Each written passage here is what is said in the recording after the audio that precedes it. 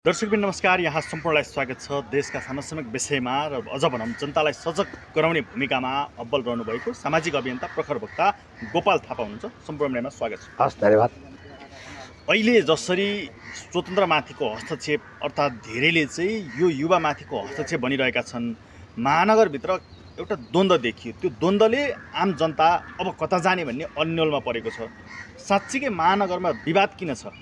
होइन, अब तपाईँको राम्रोसँग भन्नुहुन्छ भने महानगरमा विवाद भनेको कुरो राम्रो गर्ने स्वतन्त्र उम्मेदवार अब सबैको भलो, सबैलाई राम्रो गर्दाखेरि अब अलिकति अगाडि बढ्छन्, सबैले उसलाई मन पराउँछन्। अब युवा पनि हो, इन्जिनियर पनि हो, अब सबै सेरोफेरो उनकै जम्मै मेरो हुन्छ भन्ने मान्छेलाई डाहा भएर अनि यो दलका कुनै पनि आस्था बोकेका व्यक्तिहरूले विरोध र यो अफवाह फैलाउन खोजिया चाहिँ कारण त्यो हो। नत्र भने कुनै पनि हिसाबले बालेन्द्र शाहलाई हाम्रो एउटा कुराको के चाहिँ अन्त्य हुनुपर्छ, राम्रो र नराम्रो, सत्य र असत्य, हुने र नहुने भन्ने कुराको छुट्टिनुपर्छ क्या। जसले राम्रो काम गर्न खोज्छ त्यसको खेदो कसैले रिफुटिया भरा दलको नाताले, बलको नातामा, तेजको, धनको, पावरको नाताले सत्य र असत्य नछुट्याउनु चाहिँ हामी आम मानिस र हाम्रो जनताहरूको पनि एउटा कमजोरी हुन्छ। अहिले फेरि पछिल्लो अवस्थामा जसरी महानगरपालिकामा भएको एउटा लडाइँ थियो, त्यो लडाइँमा चाहिँ एउटा राजु पाण्डेले आफ्नो कर्तव्य निर्वाह गर्न खोजिरहेका अवस्था थिए र त्यो विषयलाई चाहिँ प्रमुख प्रशासकीय अधिकृत सरोज गुरागाईले स्पष्टीकरण सोध्नु भएको थियो हैन।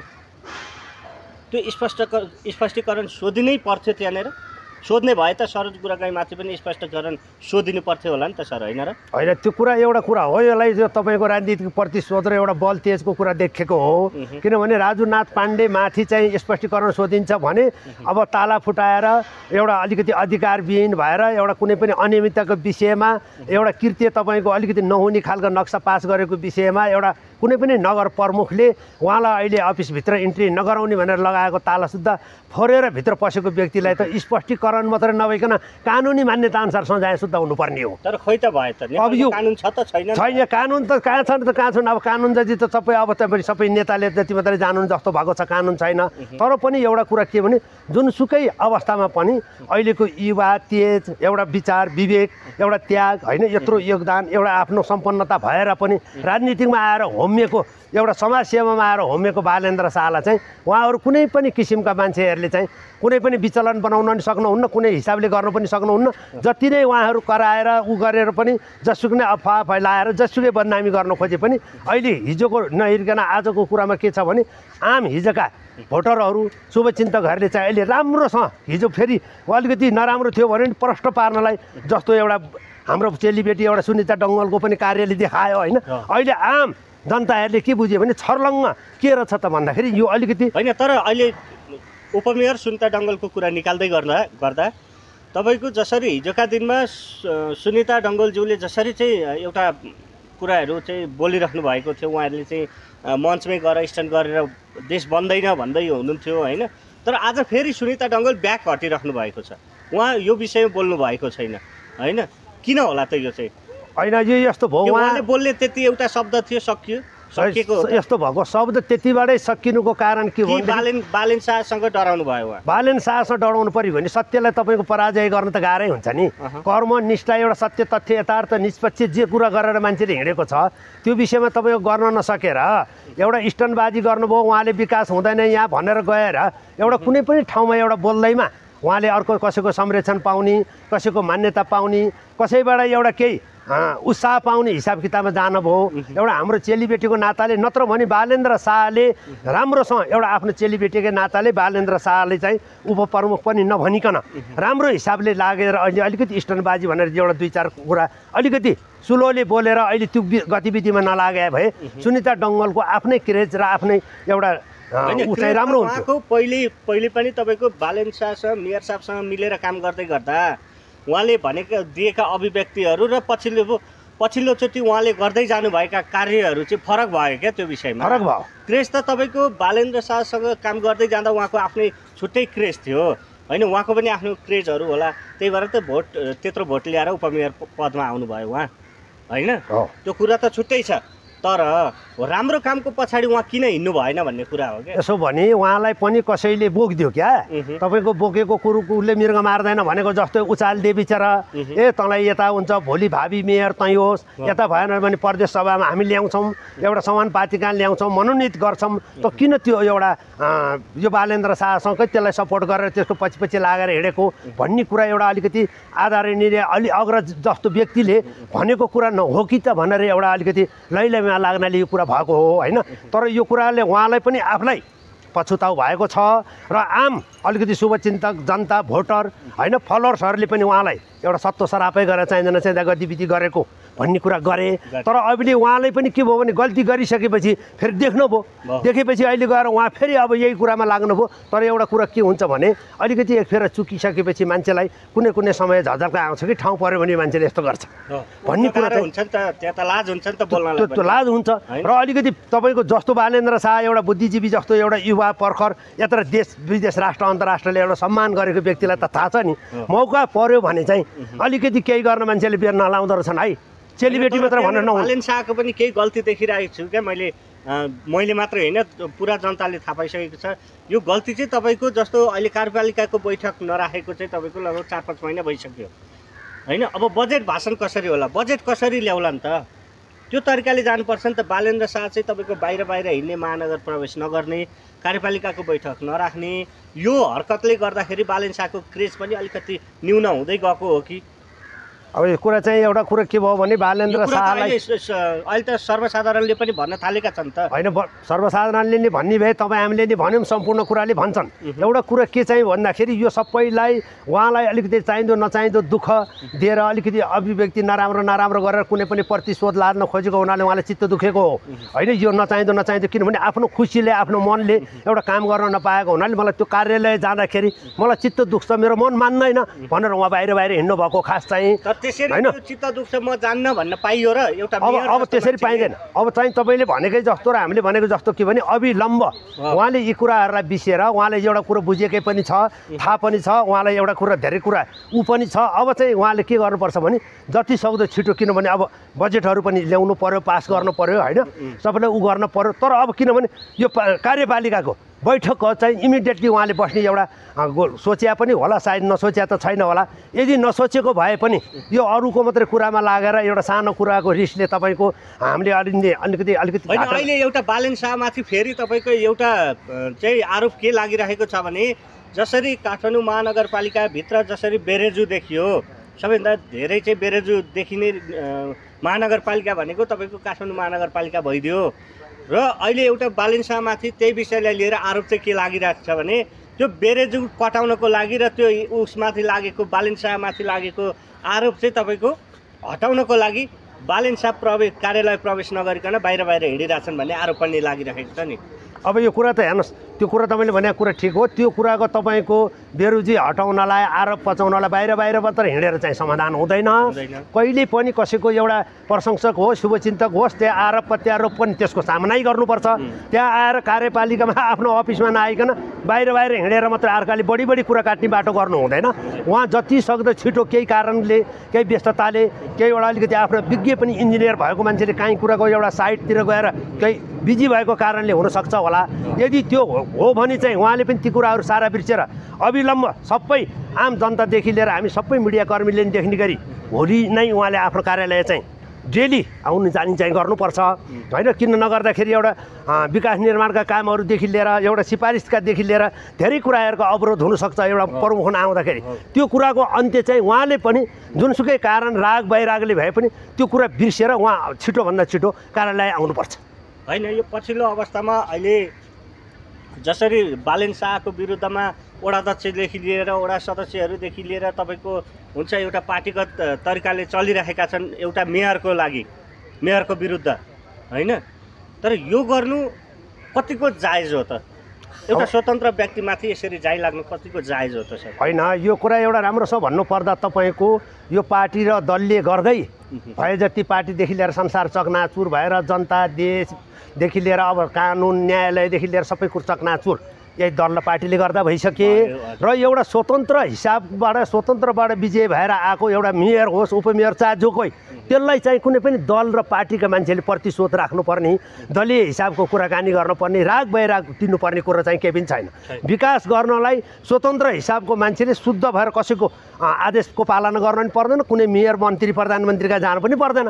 आफ्नो एउटा निष्ठा र स्वविवेकले बर्मले देखेको काम गर्न पाउने मान्छेलाई चाहिँ उहाँहरू सबैले चाहिँ के भने ती कुरा भुलेर दलीयको एउटा कुरा आधारमा नलाइकन कुनै पार्टीको एउटा आफूले लगाएको एउटा भनौँ आस्था राखेको हिसाब पनि नभइकन चाहिँ बालेन्द्र शाहलाई पूर्ण रूपले उहाँहरूले सहयोग गरेर महानगरलाई योभन्दा अगाडि बढाउनलाई चाहिँ ठुलो योगदान गर्नुपर्ने चाहिँ हो।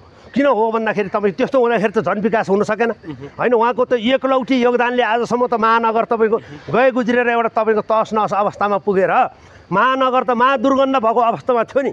तर आजसम्म 35 वर्षसम्म हामीले देख्दाखेरि 35 वर्षसम्म महानगरलाई कसैले पनि केही गर्न नसकेकोलाई उहाँले आएर यो स्वतन्त्र एउटा युवा आएर अहिले जे होस् गर्न त खोज्नु भएको हो नि। उहाँले एउटा उदाहरणीय काम गरिराख्नु भएको छ, त्यो त देखिरहेको छ। 35-40 वर्ष अगाडिदेखि चाहिँ लथालिङ्ग अवस्थामा त्यसलाई सुधार गर्न कसैले नसकेको महानगरपालिकालाई एउटा स्वतन्त्र व्यक्तिले चाहिँ सुधार गरेर देखाउनु भएको छ। त्यो उदाहरण हो होइन। उहाँ जस्तो मेयर योभन्दा अगाडि पहिलोचोटि योभन्दा अगाडि कहिले पनि हामीले देखेका थिएनौँ, तर उहाँले गर्नुभयो त्यो काम।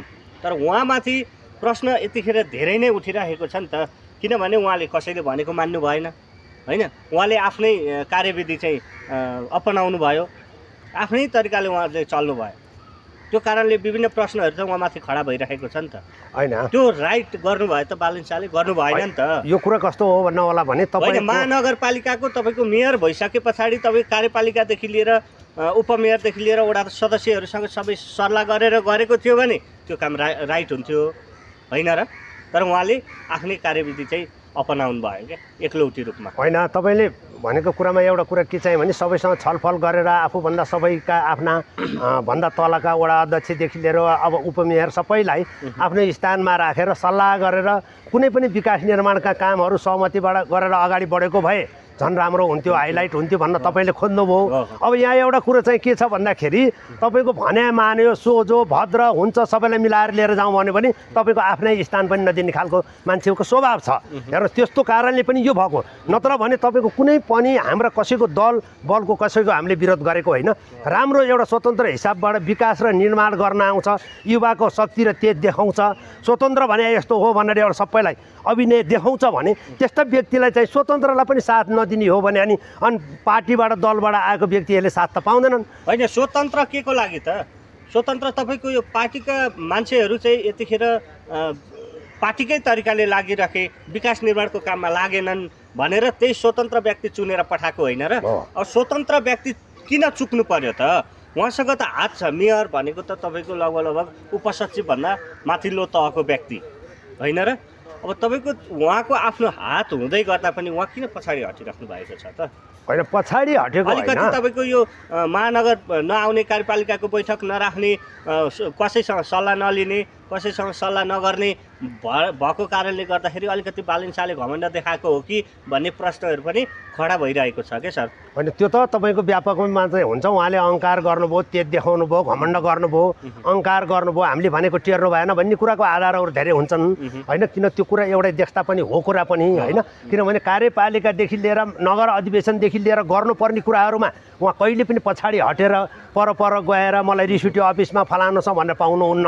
त्यो कुरामा चाहिँ उहाँ यदि महान मान्छे हो भने महानता देखाउनै पर्छ। भागेर डराएर तपाईँको कहिले पनि समस्याबाट समाधान हुन सक्दैन। ती कुरामा चाहिँ आएर होजी अड्केली राम्रा नराम्रो के हो सम्पूर्ण जनतालाई पनि एउटा थाहा हुने गरी आम तपाईँको काठमाडौँवासी महानगरवासीलाई थाहा हुने गरिकन मैले मिलाउँदा पनि नमिलेको भनेर एउटा प्रत्यक्ष उहाँले त लाइभै देखाउने पनि भन्नुभएको छ होइन। त्यस्तो कारणले गरेर चाहिँ उहाँ कार्यालयमा चाहिँ अटुट रूपले आएर गर्नुपर्ने कामलाई चाहिँ र सिफारिसदेखि लिएर भनौँ विकास निर्माणका काम प्रमुख नहुँदा धेरै रोकिन्छन्। ती कुरालाई चाहिँ अविलम्ब आएर उहाँले एउटा आफ्नो महानता र एउटा स्वतन्त्र चाहिँ देखाउनु चाहिँ अत्यावश्यक कुरा, यो चाहिँ जायज हो। अब तपाईँको राजु पाण्डेलाई स्पष्टीकरण लिँदै गर्दाखेरि एउटा प्रमुख प्रशासकीय अधिकृतले स्पष्ट 7 बुँदे होइन 7वटा बुँदामाथि तपाईँको स्पष्टीकरण लिँदै गर्दाखेरि हिजो ती ढोका फोर्नेहरूलाई चाहिँ स्पष्टीकरण लिन पाउने कि नपाउने स्पष्टीकरण तपाईँको अलिकति त्रुटि गर्ने गल्ती गर्ने गर्न नहुने काम गर्ने कुनै पनि सरकारी कार्यालयमा ताला फोड्ने यताबाट हान उताबाट हान यहाँनिर छ भन्नेलाई सुद्धा नि तपाईँको त्यो आधारमा पनि तपाईँको कुराबाट तपाईँको कारबाही हुन्छ अनुसन्धान हुन्छ। उग्र रूपले गएर त्यो ढोका फोड्ने र उपमेयरदेखि लिएर वडाध्यक्ष जति छन् उहाँहरूलाई चाहिँ कारबाहीको दायरामा ल्याउनु पर्छ र प्रमुख प्रशासकीय सरोज गुरुगाईमाथि चाहिँ अनुसन्धान छिटो हुनुपर्छ भन्ने माग राखेका छन् क्या सरतिर। त्यही भएर महानगरपालिकामा द्वन्द्व उठेको कारणै मेन कारणै त्यही हो त। त्यही हो तपाईँको अब हिजो ल्याएर फुत्रुको लाएर हामी अब उपमेयरदेखि वडा सदस्यहरूदेखि अध्यक्षदेखि ल्याएर लाग्यौँ भने हामीले गरेका कुरा हामीलाई बालेन्द्र शाहले मात्र के गर्न सक्छन् होइन। उसका एउटा प्रमुख भनेको खास बालेन्द्र शाहको राजनाथ पाण्डे प्रमुख होइन, एउटा सुरक्षा निकायको एउटा नगर प्रहरीको प्रमुख हो। उहाँहरूले अलिकति भुल्नुभयो। उहाँलाई स्पष्टीकरण सोधिन्छ भने सोध्नेले पनि ल अरे दिनै पर्छ। एउटा अनियमितता गरेर भ्रष्टाचारको आरोपमा अलि दिन ताला उहाँलाई अफिसमा हाजिर नगराउने भन्दै उहाँहरूले बल र शक्ति प्रयोग गरेर लगाएर ताला फुटाएर हाजिरी गराउनु अनियमितता गर्नु अलिकति उशृङ्खल काम गर्नुको लागि चाहे यो जो कहिले पनि त्यो कारबाहीको दायरामा त जानै पर्छ होइन। त्यसलाई स्पष्टीकरण पनि दिनु पर्यो। स्पष्टीकरण अनुसारको कानुनी मान्यता अनुसार के छ त्यो कुराको उहाँहरू सजाय पनि भोग्न पाउनुपर्छ। त्यही कारणले गर्दाखेरि अहिले बालेन्द्र शाहलाई उहाँले चाहिँदो नचाहिँदो कुरा पनि किन गरेको भन्दा गल्ती आफू गर्ने दोष चाहिँ अर्कालाई लाउने हाम्रो यहाँको चलनै छ। त्यो मध्येमा उहाँ पर्नु भएको भए पनि यो हो यस्तो यस्तो कारण हो भनेर उहाँको एउटा बुद्धिजीवी पनि युवा पनि स्वतन्त्र पनि भएको हुनाले चाहिँ आएर सबैलाई चित्त बुझ्ने तरिकाले अफिसमा आएर रेगुलर आएर आफ्नो कर्तव्य गर्नलाई चाहिँ म अनुरोध गर्न चाहन्छु। हामी कार्यक्रमको अन्तिममा छौँ। महानगरपालिकाका मेयर बालेन्द्र शाहलाई सल्लाह सुझाव कसरी दिन चाहनुहुन्छ त? होइन म अब सल्लाह सुझाव त तपाईँको यो हो कि हेर्नुहोस् हाम्रो किन भन्दाखेरि रेगुलर काममा नआइदिँदाखेरि कामबाट अलिकति सेवा गराईहरू अलिकति लाभान्वित नहुँदा पनि मान्छेको चित्त दुख्न सक्छ। त्यहाँबाट पनि मान्छेहरूका कुराकानीहरू निस्किन सक्छन्। अब बजेट विनियोजन गर्नेदेखि लिएर पास गर्नेदेखि लिएर सिफारिस गर्नेदेखि लिएर नक्सा पासदेखि लिएर धेरै कुरा एउटा प्रमुखको हातमा हुन्छ। ती कुराहरूलाई चाहिँ उहाँले रोक्दाखेरि किन भन्दाखेरि आम शुभचिन्तक पनि अलि रिसाउनु पर्ने कामबाट वञ्चित हुनुपर्नेले गर्दा मान्छेलाई रिस आउन सक्छ। ती कुराहरू र किनभने को राम्रो को नराम्रो भनेर छर्लङ्ग पार्नको लागि चाहिँ उहाँले गर्नुपर्ने काम र कर्तव्य उहाँ पछि हट्नुहुन्न।